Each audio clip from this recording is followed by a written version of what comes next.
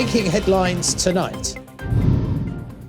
The Kingdom of Cambodia now opens the 13th Asia-Europe meeting. The National Assembly has officially elected Chiem Yip as the first vice president, replacing the late Nyon Nel. A total of 103 Thai nationals deported for allegedly working illegally in Cambodia, some accused of being involved in kidnapping. China firmly opposes the United States inviting Taiwan to its Summit of Democracy next month. Blackpink member Lisa tests positive for COVID-19. Other members are waiting for their results. This is the Daily Roundup on the EAC News Channel. A very good evening to you. My name is Paolo Bonini. After months of preparation, Cambodia has finally opened the 13th Asia-Europe meeting on Thursday. The event is being observed as a great opportunity for Cambodia to showcase its competency in handling of international gatherings. Prime Minister Hun Sen has delivered a message during the opening, urging unity among the leaders of the two regions. EAC News reporter Ria Soka has that story.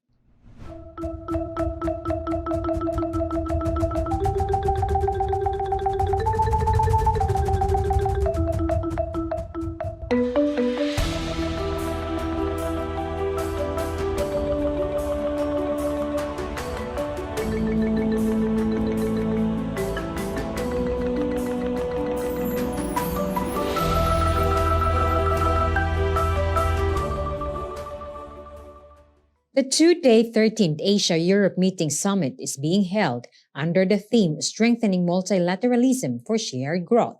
In his opening speech, Prime Minister Hun Sen says the theme is more relevant than ever in the context of striving for socio-economic recovery while living with COVID-19.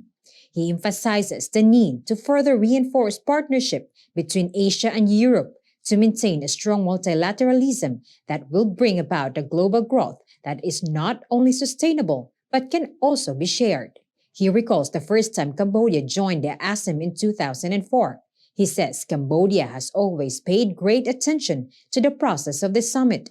He has highlighted how Cambodia has adopted the ASEM Ministerial Statement on COVID-19 since September 2020, and also published a research book in collaboration with the Economic Research Institute for ASEAN and East Asia to support ASEM 13 and share the vision of the ASEM process. Following the Cambodia's Prime Minister's speech, other heads of state from Asia and Europe also delivered their speeches for the international event. European Council President Charles Michel says Europe and Asia's multilateral cooperation is very important for global recovery.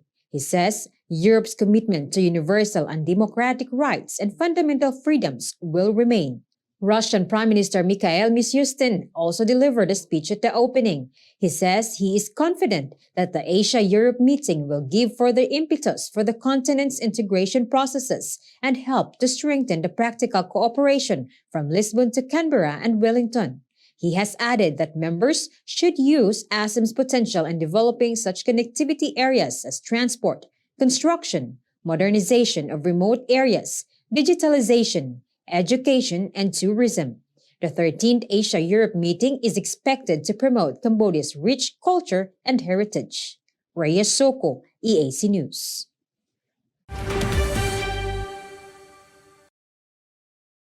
Chiem Yip replaces the late Nyon Nel, who died on the 5th of November. The Standing Committee of the National Assembly has previously set agendas on Monday, including the approval of the draft law on the ASEAN Protocol on strengthening dispute resolution mechanisms. EAC News reporter Yuri Matosko has the story. After 3 weeks of being vacated, the first vice president of the National Assembly has finally been filled. The Standing Committee has elected Chiem Yip on Thursday. The vice presidency seat of the National Assembly has been emptied since Nyon Nel passed away on the 5th of November. Chiem Yip was born in 1946 in Prek Chan village at Piem Ro district in Prey Veng province. He was the teacher and school principal of the popular socialist community led by Prince Norodom Sihanouk and after he has turned into the commander of Tank Brigade at the Khmer Republic between 1975 and 1979. Following the collapse of the Khmer Rouge, Champ Yip was appointed as the Prang Vang's governor. In 1988, he became the Minister of Tourism until 1993, when he turned to be a member of the parliament until Thursday. He placed the late Nyon Nyel seat to become Cambodia's first vice president of the National Assembly. The National Assembly has also discussed about the approval of the draft law on the ASEAN Protocol on strengthening dispute resolution mechanisms, the approval of the 2022 draft law on finance for the management, and approval of the 2020 draft law on the payment of the general state budget. Yuri Matosko, EAC News.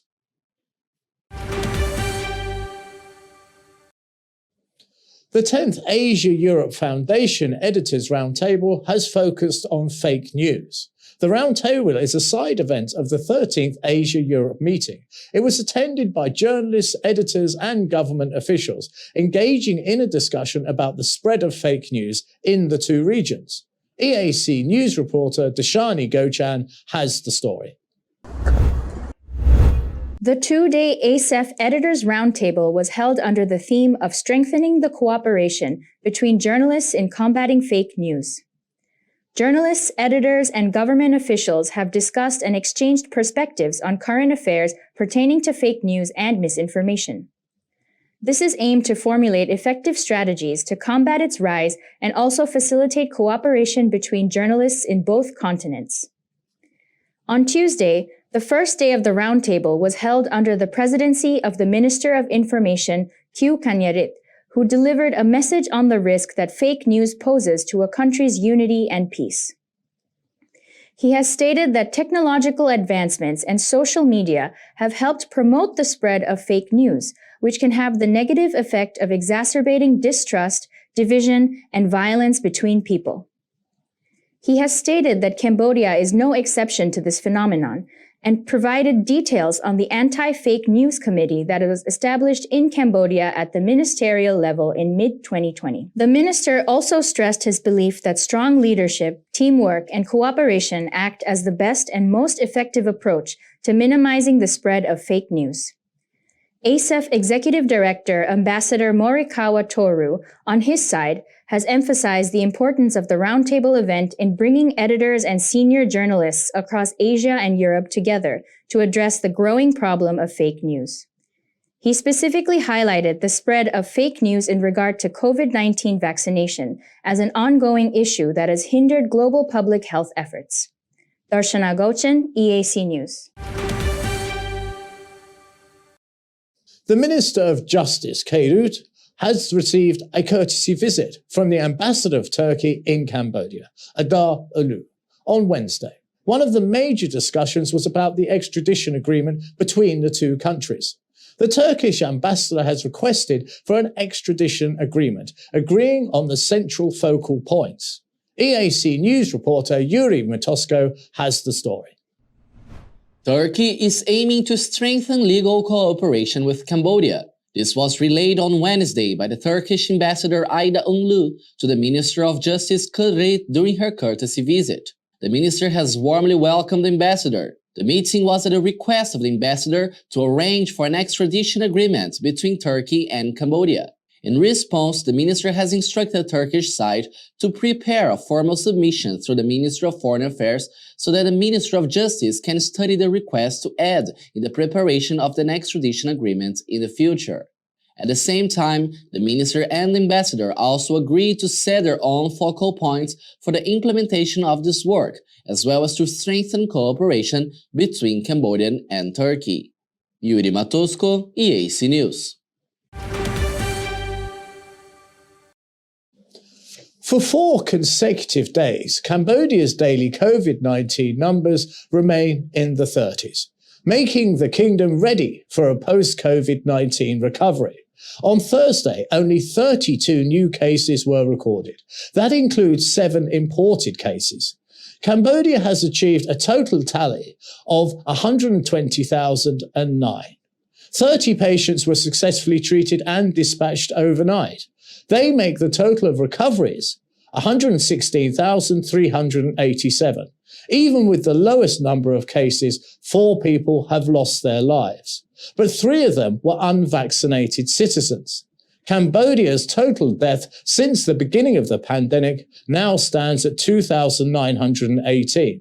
The active cases are down to 704. You are watching EAC News. Thanks for joining us. Cambodian authorities at Banteay Minche province have deported 103 Thai nationals living and working illegally in Cambodia. They were previously detained after being found crossing into Cambodia undocumented. Before being handed back over to the Thai police forces at the border, the illegal workers have undergone COVID-19 tests, and 34 of them tested positive. News reporter Yuri Matosko has the story. The 103 Thai citizens were handed back to Thailand on Wednesday afternoon at the Cambodian-Thailand Friendship Bridge in Poi Phet International Border Gate. According to the spokesman for the National Armed Forces, the handover was a request from the Thai side to bring their nationals back to Thailand, with both authorities unable to identify how the illegal workers have crossed the border. A COVID-19 test was conducted to the Thai nationals before they were received back to their country. As a result, 34 of them have tested positive for COVID-19. The joint forces have also stated that some of the Thai nationals that were sent back to Thailand were deported from Pur Sat province, while others were suspected of being involved in kidnapping. Yuri Matosko, EAC News. The Olympic Council of Asia has announced that it will build an Olympic museum at the Morodok Daejeon National Stadium. The goal is to highlight not only sports, but also to emphasize the achievements of athletes from around the world, as well as to educate and inspire future athletes. Secretary-General of the National Olympic Committee of Cambodia, Vocational, has confirmed the news as he attends the General Assembly of Asian Olympic Council of Asia in Dubai City of the UAE on Tuesday. The Cambodian delegate in Dubai includes Minister of Tourism Tong Kon, who is also the NOCC President and Phnom Penh Governor Khon Sreng. Vocational has added that the museum will serve as a hub to share knowledge and showcase information of international sports and well-known athletes in the world. Accordingly, it was one of the 3 key benefits that the Cambodian delegation obtained from the General Assembly, said the Secretary-General. Cambodia has participated in the OCA General Assembly as a full member, which was highlighted when Cambodia was granted the right to host the 5th ASEAN Youth Games in 2029. The Ministry of Labour and Vocational Training has launched online vocational training on Wednesday. The National Technical and Vocational Education and e-learning platform is aimed to facilitate a broader and easier technical education. The Permanent Secretary of State of the Ministry of Labour and Training, Pek Sopon, says that it is an exciting new step in technical and vocational training in Cambodia. EAC News reporter Dashani Gochan has the details. The Ministry of Labour and Vocational Training has announced that as of Tuesday, there are already 57 vocational education institutions under the ministry using the National Technical and Vocational Education and Training e-learning system with a total of 31,529 students. Permanent Secretary of State of the Ministry of Labour and Training, Pek Sopon, says Cambodia is looking to expand its technical and vocational training online. The government is aiming to develop it into online competency testing, as well as developing management systems for technical and vocational educational institutions.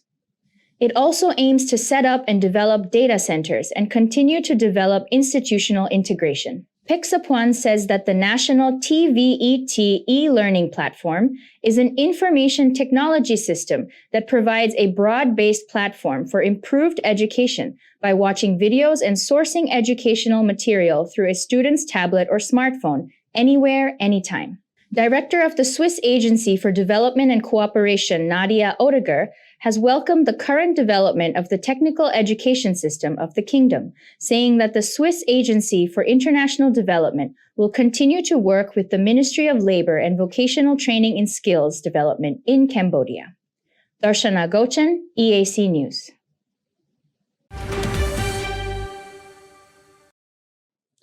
China accuses the United States of a mistake after US President Joe Biden's administration invited Taiwan to its Summit for Democracy next month. Beijing urges Washington to abide by the One China principle and to stop providing any platform or shelter for Taiwanese forces, amid rising tensions with the self-governing island. China's Foreign Ministry spokesperson Zhao Lijian has announced on Wednesday that China firmly opposes the United States inviting Taiwan to its Summit for Democracy next month.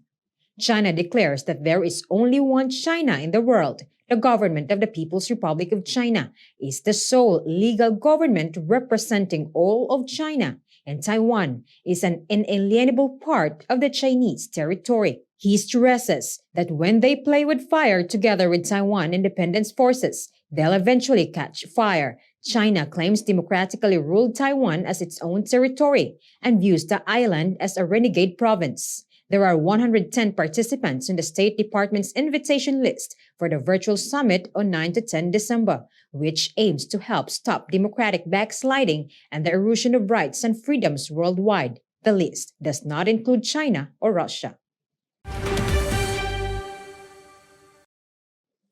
Sweden's first female prime minister resigns hours after being appointed. Magdalena Andersson was announced as Swedish PM on Wednesday. Less than 12 hours in the top job, she quit after the Green Party left her coalition, plunging the country into political uncertainty.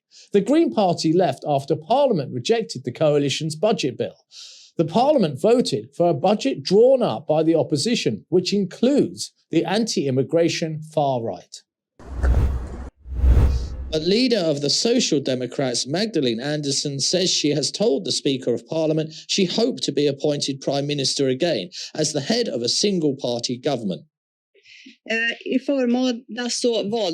This morning, I was selected Prime Minister by Parliament to form a coalition government with representatives for the Social Democrats and the Green Party.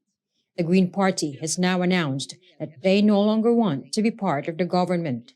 Here, each party has to make its own choices, and according to constitutional praxis, a coalition government ought to resign if one party leaves the government.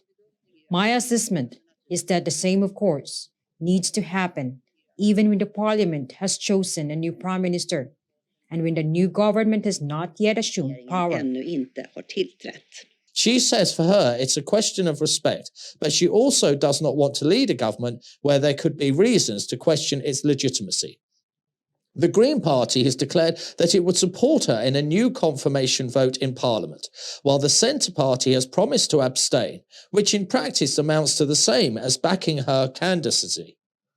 The Left Party has also said it would back her. The opposition moderates and Christian Democrats are backed by the Sweden Democrats, but cannot command a majority in Parliament. Andersson took over as Prime Minister from Stefan Löfven, as head of a minority two-party coalition supported by the Left and Centre parties. But that alliance collapsed when the Centre Party refused to back the new government's finance bill.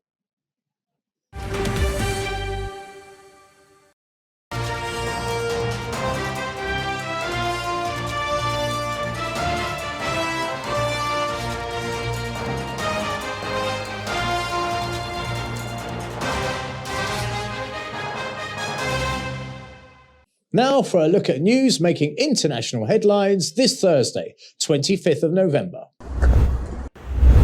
Colombia's armed forces seized 10 tons cocaine on Tuesday from the leftist National Liberation Army worth over $300 million. The Colombian Defense Minister Diego Molano says it is the most important blow in terms of cocaine seizure this year. It is the largest shipment so far this year, and the armed forces has destroyed 2 drug labs in an anti-narcotics mission in the southeast of the country. The cocaine in the labs were found in a rural zone of the Samaniego municipality located in Colombia's Nariño province near the border with Ecuador. Despite decades of fighting against drug trafficking, Colombia remains a top global producer of cocaine and faces constant pressure from the United States to lower the cease of coca crops, the drug's main ingredient, as well as production of cocaine. Drug trafficking helps finance illegal armed groups in Colombia amid a long-running internal armed conflict, which has left more than 260,000 dead.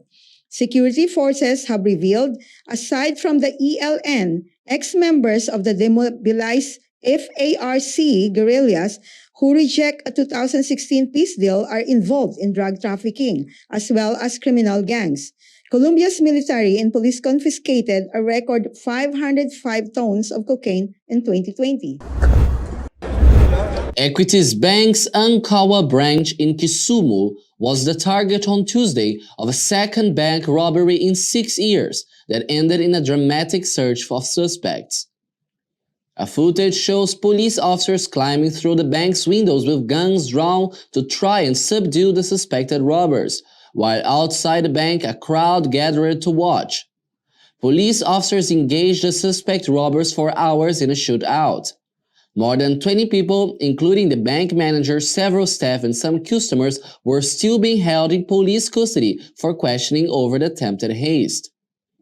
The dramatic encounter began at around 11 a.m. on Tuesday, when 4 suspected robbers are said to have raided the bank premises along Ankawa Avenue. From the police reporters, one of the suspects who had been cornered inside the bank hurled tear gas inside, which sent people in confusion and running for their dear lives. And NASA finally launched a spacecraft with one simple mission: smash into an asteroid at 24,140 kilometers per hour. The mission of the Double Asteroid Redirection Test, or DART, is to test whether slamming a spacecraft into an asteroid can nudge it into a different trajectory. Results from the test, if successful, will come in handy if NASA and other space agencies ever need to deflect an asteroid to save Earth and avert a catastrophic impact. The DART spacecraft lifted off atop a SpaceX Falcon 9 rocket on Wednesday at 1:21 a.m. Eastern Time from the Vandenberg Space Force Base in California. The rocket has reached space before sending its reusable booster back toward the ocean to land on a SpaceX drone ship. It will take about an hour to deploy the spacecraft in orbit, and hours after that it will unfurl solar panels to power the vehicle on its journey. NASA has hosted a live stream of the launch on its YouTube channel that started at 12:30 a.m. on Wednesday. Minutes, 8 seconds. After the break, a look at all the latest sports news.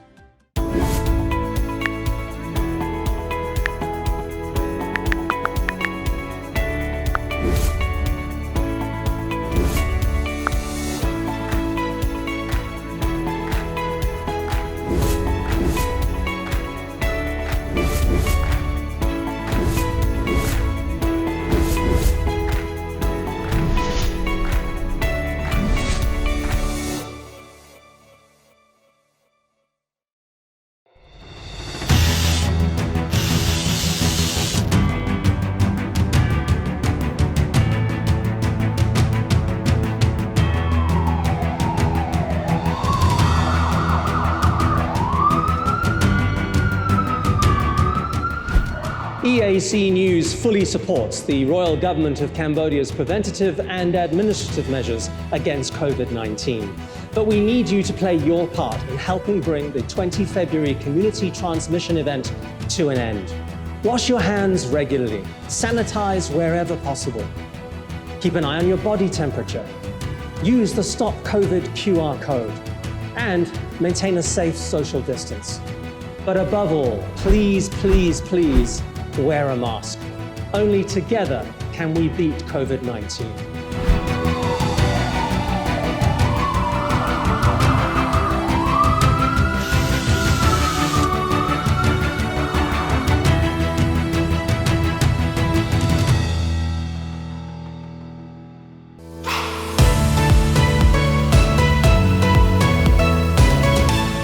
EAC News' audience is growing. Our YouTube channel has over 150,000 verified subscribers. To mark the milestone, we've received the Silver Creator Award from YouTube.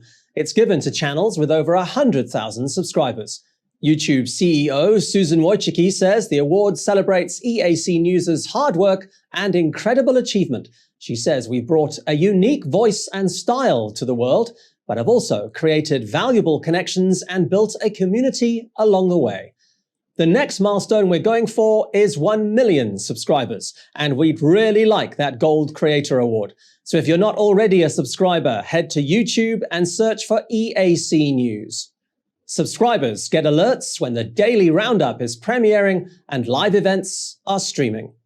Get all the latest breaking news and updates from Cambodia in English. The EAC News channel on YouTube. Cambodia made clear.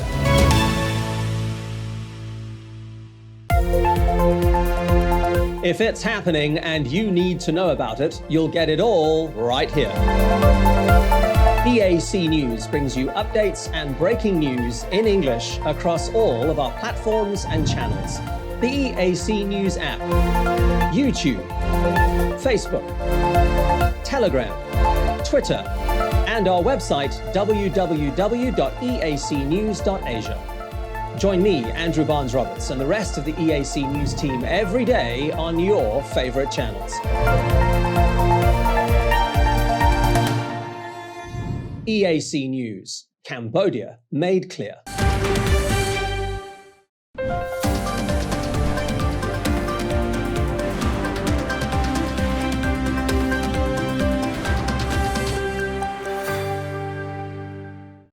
Real Madrid booked a place in the Champions League knockout stages with a match to spare after strolling to a 3-0 win at Moldovan rivals Sheriff Tiraspol in their lopsided Group D clash on Wednesday. Real topped the group on 12 points from 5 games, 2 more than second-place Inter Milan, with the result also sending the Italian champions through as they built Shakhtar Donetsk 2-0. Third-place Sheriff, who stunned Real 2-1 in the reverse fixture in September, are third on 6 points and assured of carrying on in the Europe League after the winter break, while fourth-place Shakhtar have 1 point. France striker Karim Benzema, who was handed a suspended 1-year prison sentence earlier on Thursday, had a goal chalked off in the 10th minute for offside as Real laid siege to the home side. The match was good, serious. We played a serious game, competing and showcasing our quality. It was good defensively. We didn't take any risks, especially from the outset. It was good, I'm satisfied. We made it through this group with still a match left to go. That we need, which we want to win, to come out in the first place. We're still with a good dynamic. Alaba served a mild knee sprain, nothing to worry because the player is not in a lot of pain. He seems pretty well, and we hope he can play on Sunday. David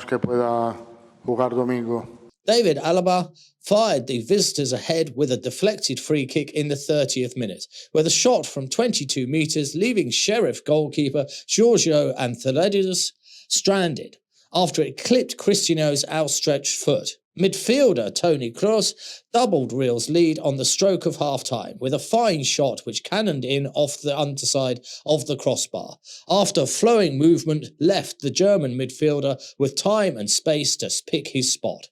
Benzema made it 3-0 with a sublime effort from the edge of the penalty area into the bottom corner after he was teed up by left-back Ferland Mendy in the 55th minute, as Real kept their foot on the pedal. The home side came close to pulling one back shortly after the hour, as Real goalkeeper Thabet Kurtus parried Adam Tarou's low drive and Sebastian Thiel hit the post with a glancing header in the follow-up.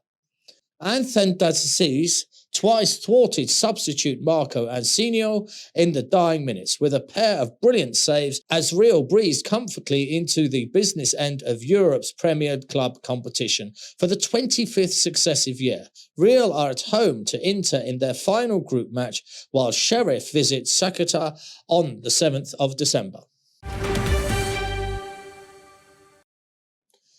USA's Kendall Schofield tells her story in a new book, as she looks to earn another Olympic gold medal in Beijing with her teammates. Kendall Schofield never wanted to be a figure skater. Instead, she adored hours spent playing shinny hockey with her elder brother, but found herself in a pair of figure skates at the age of 3, with the rest of the girls at the local ice rink.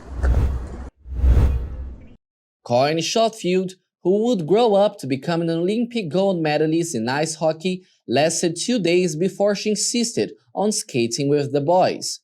And on Thursday, she's gunning for a spot at the Beijing Games in an entirely new era for girls' sports. It's been an awesome process so far. Our team is training full-time in Blaine, Minnesota, and we've been here since October 1st.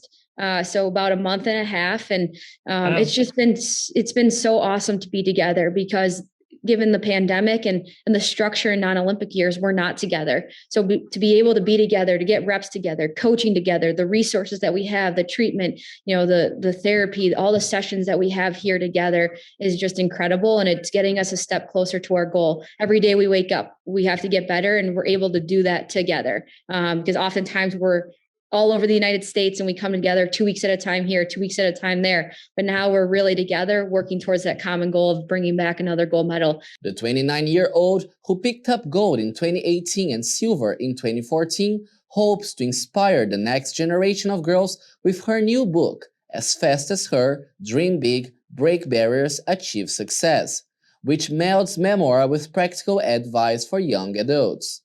She's made a career out of breaking barriers, becoming the first woman to compete in the NHL All-Star Skills competition in 2019, and was hired as a development coach for the Chicago Blackhawks a year ago. The next step in her journey could very well be Beijing, as she has trained full-time since October 1st in Minnesota with other hopefuls for Team USA. The squad will walk into the 2022 Games with a target on their back after they'd ended Canada's streak of 4 back-to-back Olympic golds in Pyeongchang.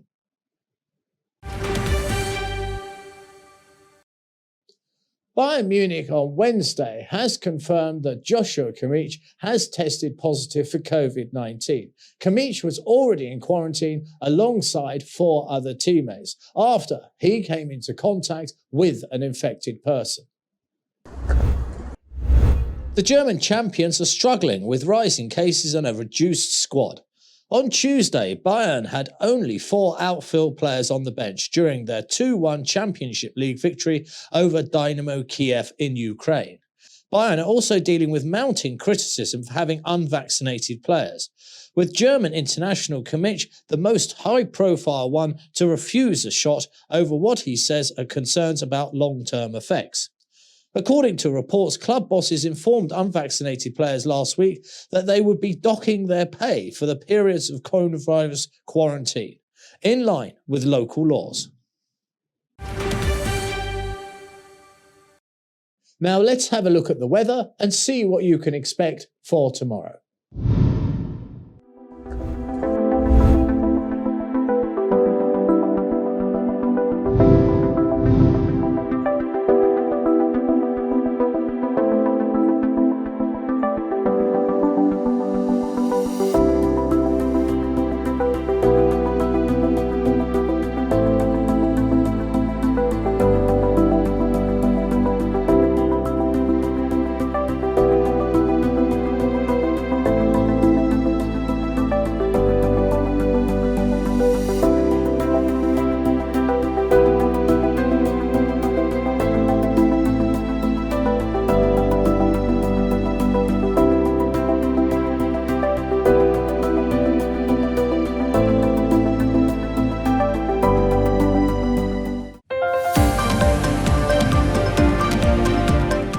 And finally, the effect of the global pandemic is a time of tough choices. The world was put on hold for more than a year.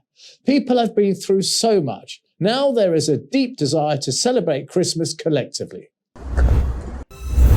The significance of health during this pandemic gives us the greatest realization that everything falls behind. The COVID-19 pandemic is causing a lot of changes in our daily lives, and life must be appreciated and celebrated. And Athens wants to bring joy, luck, and love by sharing its dazzling tree lighting. Athens' annual Christmas tree lighting ceremony has taken place in the capital's main square on Tuesday with a spectacular light and music show. The 60,000 bulbs and the 19-meter-high fir tree from Karpinisi in central Greece were lit amid smoke and rays of light from lamps placed on rooftops around Sintama Square. The ceremony comes earlier than usual this year. The tree lighting usually takes place in December. Athens Mayor Kostas Bakuyanis has said he wanted to lift people's spirits a little bit earlier as the country once again faces more COVID-19 restrictions and record-high daily cases of the pandemic. There was no official ceremony in the square as in previous years before the pandemic, so as not to draw large crowds of people. Another 350,000 lights have been strewn across the city for the holiday, while squares in 35 neighborhoods have also been decorated.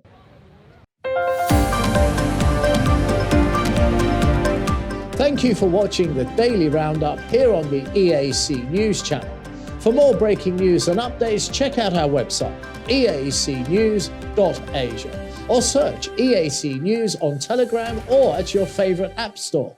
More from the EAC News team tomorrow night at 8 p.m. We'll see you then.